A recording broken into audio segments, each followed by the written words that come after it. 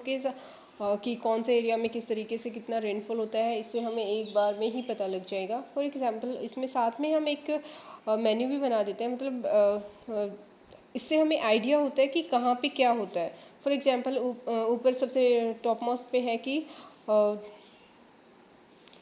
Less than 500, ठीक है, और उस पर एक टाइप से कलर इन्होंने बॉक्स में शो किया हुआ है। इसका मतलब ये है कि जिस जगह पे आप इस टाइप का कलर देखेंगे वहाँ पे जो हमारे रेनफॉल का स्केल है वो कितना है, लेस देन 500 mm है, ठीक है, इस तरीके से।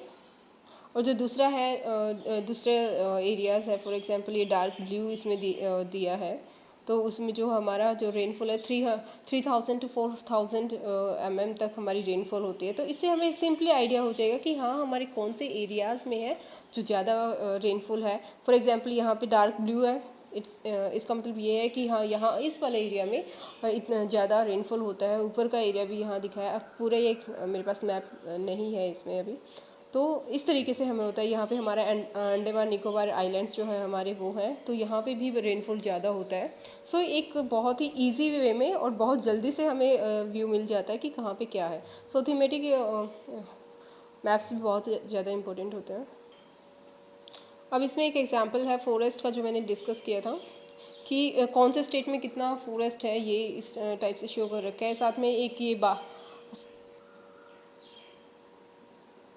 इंफॉर्मेशन के लिए भी डिनोट किए हुए सिंबल्स और वो सारा का सारा कि कौन सा कलर जहाँ पे दिखाया है, जैसे सबसे ज़्यादा लाइट यहाँ पे दिखाया हुआ है, ठीक है, टोटल परसेंटेज ऑफ एरिया है, ठीक है।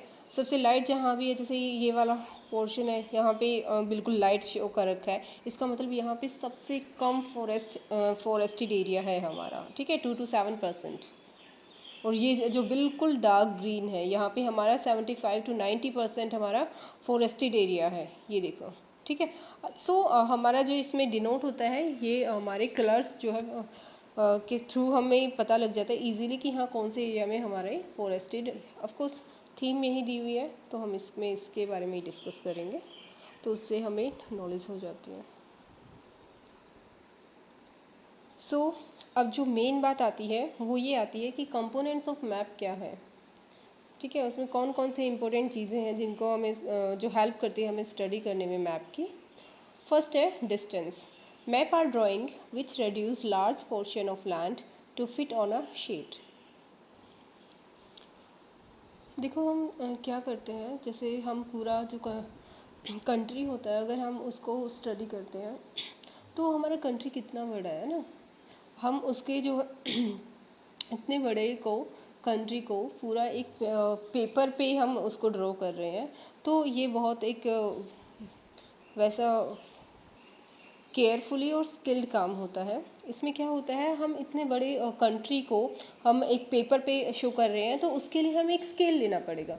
स्केल क्या होता है कि जैसे कि हमारा कंट्री का साइज़ है, उसमें हम क्या करेंगे, जैसे कंट्री के 100 किलोमीटर्स को हम क्या करेंगे 1 सेंटीमीटर से शो कर देंगे, ठीक है। तो हम जहाँ भी हम देखेंगे कंट्री का जो बड़ा डिस्टेंस है वो हमारे एक पेपर पे मैनेज हो जाता है। देखो इसमें डिस्टेंस बिटवीन द अब देखो इसमें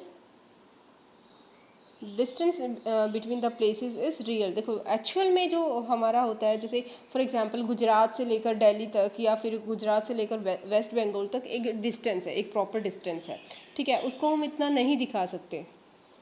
तो उसके लिए हमें क्या करना पड़ेगा, अगर पेपर पे हमें उसको उसी वे में दिखाना है कि हाँ है तो वैसे इसमें ही, लेकिन हम इस तरीके से कि उसको अगर मेज़र करें, स्केल से मेज़र करें तो भी हम एक्चुअल डिस्टेंस को आइडेंटिफाई कर पाए, तो उसके लिए हमें एक स्केल लेना पड़ता है और स्केल के अकॉर्डिंग ही उसको हम ड्रॉ करते हैं।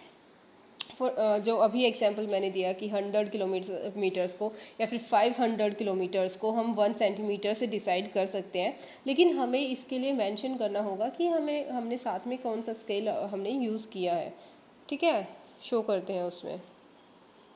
फॉर एग्जांपल हमारा जो कंट्री है उसकी जो हम ब्रेथ देखें आसाम टू